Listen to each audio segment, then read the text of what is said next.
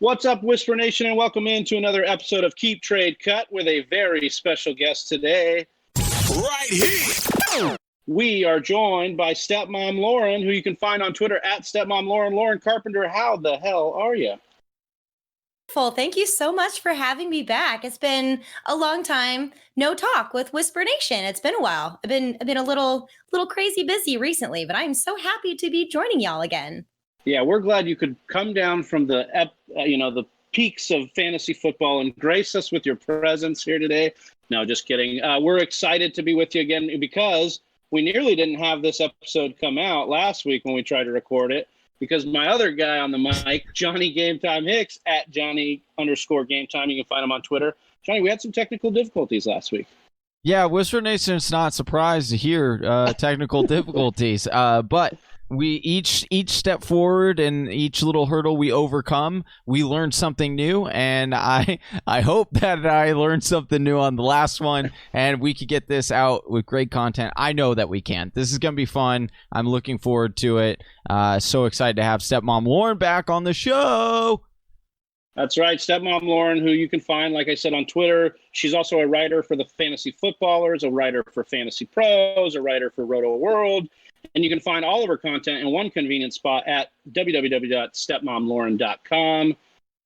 Stepmom Lauren, before we get started, we've been talking a little off air. I think you got to share with Whisper Nation these epic plans you have for Halloween. I'm so excited. I cannot wait. So I am getting a vacation. I know it's kind of not great timing for everyone else that I work for because it's right in the middle of the season, but I am taking a very happily much needed. Obviously, I can't even speak, so I need a vacation. That is what's going on right now, but I am so excited. I am going to New Orleans, my favorite place to go ever. We are staying in the French Quarter, my favorite place to stay in New Orleans, and I cannot wait. And it's right over Halloween. And Halloween on Saturday is also a full moon, which also happens to be a blue moon. And I am very excited. I cannot wait. And I have to find out a way to stuff this into a corset. It's just gonna be hard to do. I'm sure you're going to figure that out. Luckily, there's lacings. So, and I'm going to be wearing a jacket because it's cold. So it laces in the back, and I actually relaced it. So there's two sets. So I can just let out the stomach portion after I eat all of the ridiculously good food. So I'll just let out the stomach portion. I can breathe a little bit as I walk around New Orleans and drink copious amounts of alcohol, which I will be doing. Hey, I'm 36. And not only that, but let's just, NFL teams get bye weeks throughout the season. Why can't us analysts? I think that's fair. Yeah. I think it's fair. Yeah, especially because our preseason kind of starts before theirs. But we won't get into who works harder. Obviously, they're athletes and we are not. As I said at the top, this is a Keep Trade Cut. We start off the show with a Keep Trade Cut, but we're also going to give you some rest of season sleepers / league winners, guys that we're pretty high on that are maybe not the biggest of names going forward that can help bring you to the fantasy football playoffs, to the promised land, if you will. But let's start with those Keep Trade Cuts. And Stepmom Lauren, we're going to start with you. I've got a running back group of running backs here that we're going to keep one, trade one, cut one in this hypothetical scenario. The first one is RB5, which is Kareem Hunt. The second is RB6, which is Todd Gurley. And the third one is RB7, which is Aaron Jones. So Kareem Hunt, obviously, Nick Chubb on the mend, should be back soon. Todd Gurley, not really wowing you, but getting it done points-wise. And then we've got Aaron Jones, of course, with a nagging calf injury, but really explosive when he does play. How do you see this one shaking out? On purpose, because you know how much I love Todd Gurley. I know that you did this on purpose. Look, you got to know your audience and your co-host. Okay. I know. Oh my gosh. Okay. This is really hard. I'm going to cut Kareem Hunt. Sorry. I know it's bad. Nick Chubb is going to come back. I understand. I'm curious about the way that this offense is going to go moving forward without OBJ. I know they're a run first, run all the time with Kevin Stefanski. We saw that happen in Minnesota. We've been seeing this happen in Cleveland.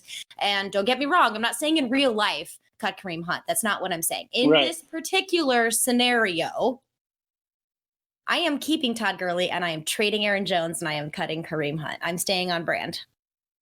I think that's not a bad idea here if you can get the most value out of Aaron Jones, because it is just a little bit of a calf injury. I do think you could try and turn Kareem Hunt, for some value as well, but cutting Todd Gurley or Aaron Jones doesn't make a lot of sense. So I don't mind that. Johnny, if we move on to the next bracket of running backs, I've got them through the 16 through the 18 round. We've got running back 16, another one of Stepmom Lauren's heartthrobs, David Johnson. Running back 17, reading the wrong one. Running back 17, Darrell Henderson. And running back 18, Antonio Gibson. So a couple pop games from Darrell Henderson and Gibson, and then David Johnson, who's just kind of been a steady bell cow for the Texans, but they haven't been the greatest or most effective offense. How do you see yourself keeping one, cutting one, trading the other? This one's really difficult for me. I think at the end of the day, this is what I would honestly do. I would cut Darrell Henderson because the market share and the touches in that backfield change weekly, and you have Sean McVay out here telling us different stories every single week, and so let me just be done with that. Headache. I'll get that. I'll cut it. I would trade Antonio Gibson because I think he has the most value. Darrell Henderson could bring a little bit more value than Antonio Gibson, but the last couple weeks have been a struggle. People know that Malcolm Brown is still there. They have Cam Akers, so it might be a little bit more of a difficult argument to try and trade Henderson over Antonio Gibson. So I would trade Antonio Gibson and I would keep David Johnson because he's just getting his workload is so consistent. And yes, he's not the flashiest guy anymore. He's not going to get you those top 10 plays on ESPN every single week like he was a few years ago.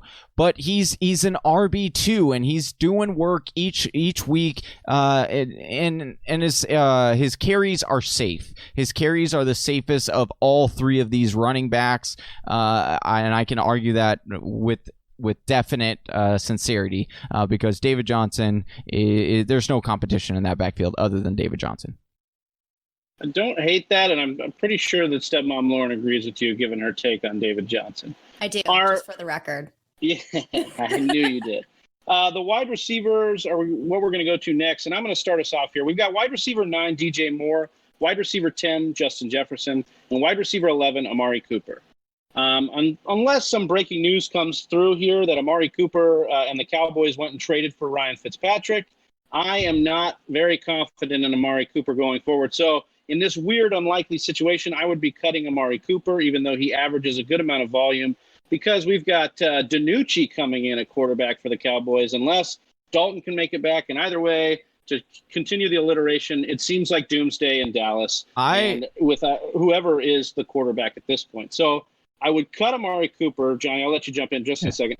And then I would trade away Justin Jefferson, because although I've liked Justin Jefferson's boom games, and he's had 9 or more targets in 2 of his last 4 games, he's also had 5 targets in the other 2. And so he's had boom and bust games, and he is a rookie. So I kind of think that you could trade him away off the pop games and then keep yourself a DJ Moore, who I think was a huge buy low candidate, who I think is finally getting his groove on with Teddy Bridgewater. And I think this team is going to continue to be one that is a voluminous passing attack, and DJ Moore is going to benefit tremendously. I mean, this is a guy we thought as a fringe wide receiver 1 coming into the year, but he disappointed through the first 4 or 5 weeks. And now we're looking at it and going, he might be coming back to where we thought he could be. All I was going to add was I kind of hope DiNucci can like be decent, because that is the coolest last name, DiNucci. Like that just sounds like a baller. I know some Cowboys fans who obviously love Tony Romo wanted DiNucci to come in and be like the Italian presence at quarterback, the Romo part 2 kind of thing that happened here. But I would just try to be avoiding Dallas if I could at all costs. Yeah. All right, Stepmom Lauren, I'm going to let you bring us home here with our final wide receiving category. We've got wide receiver 19 is Allen Robinson, wide receiver 21, CeeDee Lamb, some more of that Dallas attack, and wide receiver 22, Tee Higgins. So we've got some good, and we've got some bad, and we've got some ugly. How are you doing this one? Keep, trade, cut. Like conglomerated onto Tee Higgins. So the other one was CeeDee Lamb. Who was the Allen other one? Robinson. Allen Robinson. Okay. I love Tee Higgins. I'm sticking with him. And that's a kind of a foreshadowing of what's going on with the Cincinnati offense coming off in a little bit. CeeDee Lamb, unfortunately, I have no faith in what's going to happen with that offense. So unfortunately, I think I may be cutting him. And then I'm going to trade Allen Robinson based on his name value. He is that, target monster for the Bears. So I have to keep Tee Higgins there. I think he's going to be the most productive, even though Allen Robinson has the more not flashy, but more well-known name. I'm going to go ahead and trade him.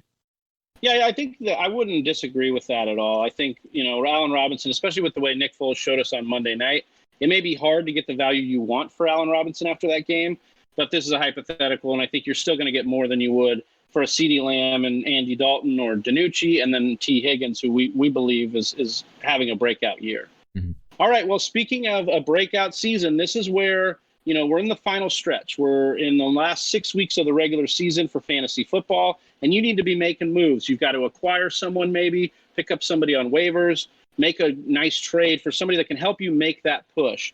And so, Stepmom Lauren, we asked you to get two players that you thought were rest of the season sleepers / league winners, and we'll let you start off with your first one right here. Take it away, Stepmom Lauren. My very first one, and I think both of mine are kind of low-hanging fruits here, but I don't really care. I'm still going to go with them anyway. But the first one is going to be running back DeAndre Swift for the Lions. I am so pleased with his production so far. And he's been producing now. This is the second week in a row. Adrian Peterson had a big fumble. He's also like 85 years old. The Kerryon Johnson experiment is now over. Matt Stafford likes to throw the ball. He's shown that he can be a pass-catching back. So I like DeAndre Swift a lot. And I managed to get him on waivers in, I think, I'm in a lot of leagues. So I think like 4 out of all the leagues that I was in. Somehow he was still available because he just didn't produce early like everybody thought. So I'm picking him up, or I'm acquiring him in a trade because he's kind of one of those names where you can still get a good deal bundle to get him, which I do like, because some people, he's not that flashy name, but he's still super duper productive. But he will be flashy come a few weeks, and there's no way you're going to get him if you don't acquire him soon. I agree with you 100%. And I think when you look at the snap share, he had his highest snap share last week. Didn't have a wow game, only 9 carries, 4 receptions. But once again, increased his snap share up to 46%. That was the highest mark. And that was a week. Yeah, and that was a week right after he had popped off. So if you can use that to your advantage to try and say, look, he had a down week, he's going to be volatile, try and acquire him if you can. He also had like a, I believe it was like a 32-yard run that was called back. That's a big run. Yeah, it was a really big run that was called back on a. And it stinks we never see that kind of stuff in the box score. Right. Which is why if anybody has a chance to ever do so, if you can get your hands on the Game Pass of any way, shape, or form, watching those condensed games. I know you guys know this for Whisper Nation out there. It is invaluable to go back and watch some of these games, because it tells a very different story than what the box score can tell you. Yeah, we try to take time out of our week, obviously, is providing you guys this content to go back and watch those games. But even before we were really diving deep into being the analyst or trying to make the brand work, I would pause trade talks to go back and watch some game film of these players to say, hey, I need to figure out like if this guy is as good as I think he is, or the box score. So love that take there, Stepmom Lauren. Just the nuts and bolts of trying to get a deal done. Johnny, it's your turn here to give us some guy that you think's a sleeper, or just maybe not a big enough name, and then somebody you could go to look to acquire that could bring you down the home stretch. Yeah, I'm going to look at the running back position first here as well. And I'm going to, listen, it doesn't sound too sexy and you might plug your nose, but Miami's running back, Myles Gaskins, is one of my favorite guys to go and try and acquire right now. In fact, I have been in all of my leagues. I've been trying to go and get him added in a deal, much similar to what Stepmom Lauren was saying with DeAndre Swift. You can get Gaskins oftentimes thrown into deals because people aren't really sure as to what they have with Myles Gaskins. They also look at it and say, "Oh, it's Miami Dolphins running back. I don't want that. I don't want that offense." Well, I'll take it, and I'll tell you why. Because he's had at least 65% of snaps in all but one game this year. Moving forward, he's got the 5th easiest running back schedule. That includes they get a game against Denver, Arizona, and New York Jets, 3 out of the next 4 matchups. So you like that. And 20-plus touches in 3 of the last 4 games. They're coming off of a bye week as well, so you do like that. They're going to turn to Tua, so that also might be a good argumentative point that you can make, because you can say, well, well, that offense might stall a little bit more.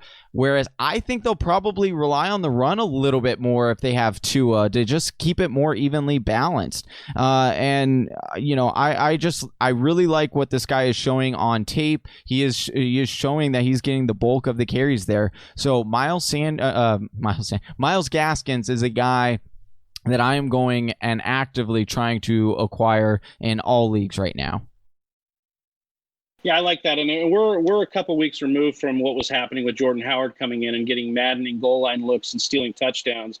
Because now, since the start of 2020, Miles Gaskin leads this team in 22 rushes from the red zone. So that's 51% of the team's share in the red zone. So you love that, and he's going to be hopefully cashing in on that. Mm-hmm. All right, so my running back, I actually have two running backs, but one of my rest of the season sleepers is a guy that's kind of been up and down as far as value is concerned, and that's Jerick McKinnon. Look, I know Jerick McKinnon saw basically 0 snaps last week, and everybody's upset and saying you could drop him. I actually think that's why it's going to be good to watch this waiver wire week and see if people have dropped Jerick McKinnon, because I think with Jeff Wilson getting hurt, Tevin Coleman still on the mend, Raheem Mostert coming back. I know JaMychal Hasty is a beat writer darling, and he slashes and he looks good, but we have seen so many times what happens with this running back core, and they get hurt. And I think Jerick McKinnon's actually been the most durable back this season, and that's why they decided to rest him against the Patriots. But McKinnon is a spark god right now. He's got all the measurables you like, and he's had a game where he had 92% of the snap share. I like what San Fran puts on tape as far as running, and if they continue to have injuries like they had with Debo and Jeff Wilson, they're going to need to rely even more on the running game and George Kittle, and I think that could be Jerick McKinnon. And going forward, I'd be really excited to pick him up and at least stash him and see what kind of upside you can get down the stretch. All right, Stepmom Lauren, we're going to move to you for your final rest of season sleeper / league winner. We had another guy pegged for you, but we didn't end up getting this episode out. So you got a second chance. Who's your redo? Who do you got here? I did need a redo on that too, so I'm glad I did. Although I may not, you never know. It's going to be someone else. Don't worry about it. Don't worry about it, Whisper Nation. But there were actually a handful of guys here that I had to narrow down, and I was unable to do so. However, speaking of the 49ers, Brandon Ayuk should be on everybody's radar. So you know, keep an eye on him, especially since the 49ers are dealing, like you said, with so many injuries. However, that is not going to be my rest of season sleeper. I do have two, though, from the same team. Depending on which one you can get, it's going to be Tyler Boyd or Tee Higgins. Joe Burrow is just throwing the ball all over the field. He looks absolutely phenomenal, which is so exciting to see. Go Joe Burrow. That is awesome. Go Bengals, right? Yeah. I know. Go Browns and Bengals. Who would have thought that was like one of the craziest games to watch last weekend? Good. But I know, it was so good. And meanwhile, I'm like, no, I don't need any more games. I don't need anything to go into overtime right now. Don't do that. But it was good. It was a really awesome game. But Tee Higgins is really starting to emerge. He's basically taken over John Ross's job. A.J. Brown is also starting to get edged out a little bit, although he still is involved in the offense. But really, this is the Tyler Boyd and Tee Higgins show, which I absolutely love. So either of those wide receivers would be an excellent asset to have on your squad. And it is unlikely that they are available on the waiver wire, so you may have to try to acquire them in a trade. I love both of them. They're seeing a ton of targets, like I said, because this offense loves to throw the ball. So by all means, try to pick one of those two guys up. It's good. It's just fun watching the Bengals play. And again, whoever would have thought I would say that? I watching the Bengals play. I love rooting for Joe Burrow and the Bengals, and I love what you laid out here. Either one of these wide receivers, because we see how pass happy they are in general. They're also very pass happy in neutral game scripts. So even if they're losing or tied, they like to throw the football. You see them go empty all the time with Joe Burrow, who had stated he loves that Zach Taylor has him go empty because he can see the field better. So you know there's going to be volume there. But then you look at this down the stretch after week 12, the Giants, the Dolphins, the Cowboys, Houston, all part of that back end schedule. You love the wide receivers going against those secondaries. So I think that's a home run hit there, Stepmom Lauren. Johnny, I think you also have a wide receiver here that you're saying, Whisper Nation, you need to trust in him. You know he's been up and down, but this is the guy that could bring you home. Yeah, and this call looked a lot better last week than it did, and then I mean even now, yeah, okay. right, yeah, exactly. I mean even now you can go out and acquire this guy. It will just cost you a little bit more than it would have a week ago, and that is wide receiver Deontay Johnson. Had a major, another major breakout game just this past weekend. Saw 2 touchdowns, could have been 3, should have been 3. Hit him. Another thing, you were talking about watching games back, he had a wide open touchdown perfectly placed by Ben Roethlisberger right before half, and it strictly hit him in the thumb in the end zone, or else it would have been a 3rd touchdown for the day. So this guy is getting 85% plus of snaps. We thought that the rookie might come in and kind of take over some of that role because he was playing so well. Well, not so fast. Deontay Johnson still coming in, getting over 32% target market share in this offense with Juju Smith-Schuster, with all these weapons around, and you can definitely see that there is a very good chemistry developing between Ben Roethlisberger and Deontay Johnson. Now, let me just I totally understand why you still might not be definitely all in on Pittsburgh and whether or not you should buy into Deontay Johnson right now. But let me tell you this.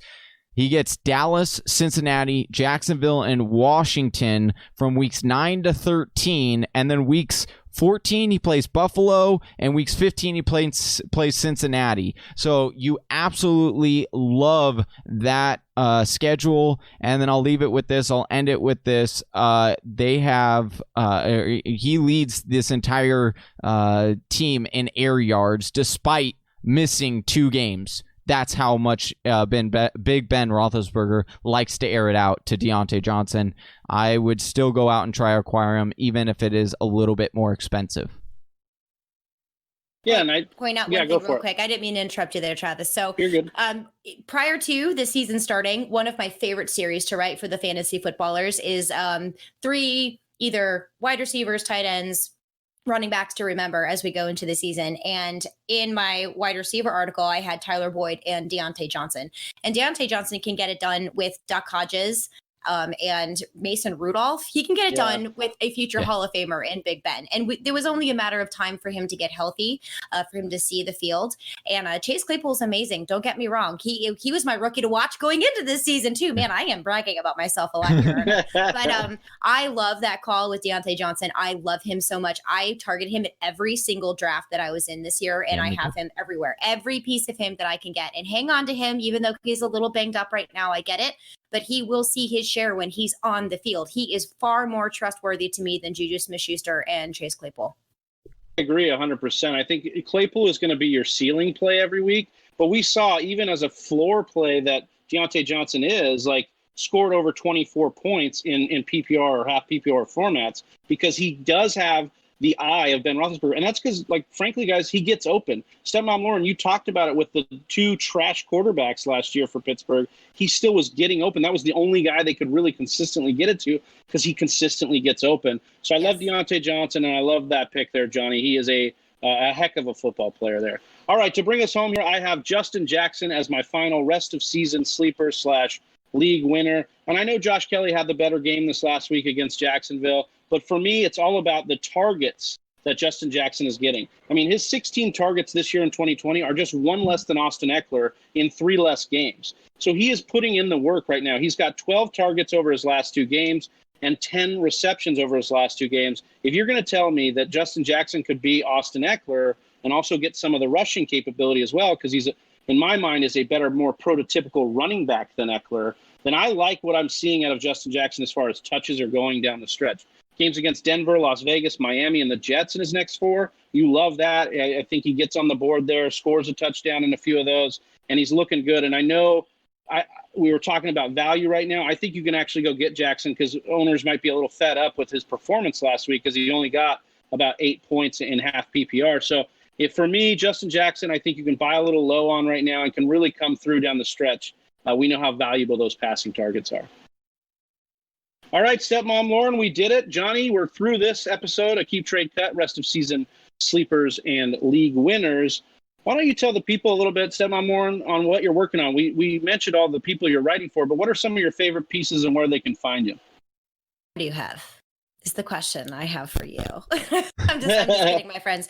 So there is a lot. So for the fantasy footballers, I do the waiver wire article, which comes out every Tuesday. So I like to recap, well, not the entire podcast, but I recap some of the podcast as well as my own takes on who you should be targeting on the waiver wire. For Fantasy Pros, I write the 5 burning questions each week. These are just kind of some topics that are floating out there that fantasy managers need to be aware of. I explore some possibilities for answers. And for Rotoworld, I do the Friday and the Monday daily doses, which means I recap all of the news in the game from Thursday for the Friday daily dose, as well as on Sunday for the Monday daily dose. And also during the Sunday games, which here on Eastern time are the 1 and 4 p.m. slate of games, I am updating their fantasy blog as these plays happen, scoring changes, field goals, injuries, interceptions. I'm bringing that all to you guys so you can follow along in case you're unable to watch the games.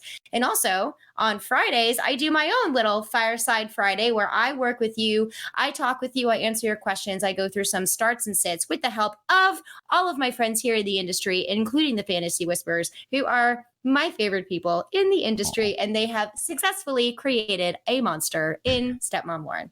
Yeah, well, that's what we love. That's our gift to you in the industry. Is Stepmom Lauren just out there killing it every day, the piece of content. I mean, we just had a 30-minute show and 29 of that was her telling you all the work she's doing. So that's what we're talking about here. She's working hard out there. No, not at all. And so we appreciate you coming on here. Go follow her at Stepmom Lauren on Twitter. For Johnny Game Time Hicks, I am Big Travy and we are the Fantasy Whisperers. We're out. Peace. Thank you for listening to the Fantasy Whisperers podcast. You can hear more from John and Travis on Google Play, SoundCloud, and iTunes. You can also follow us on Instagram, Facebook, and Twitter at TF Whisperers.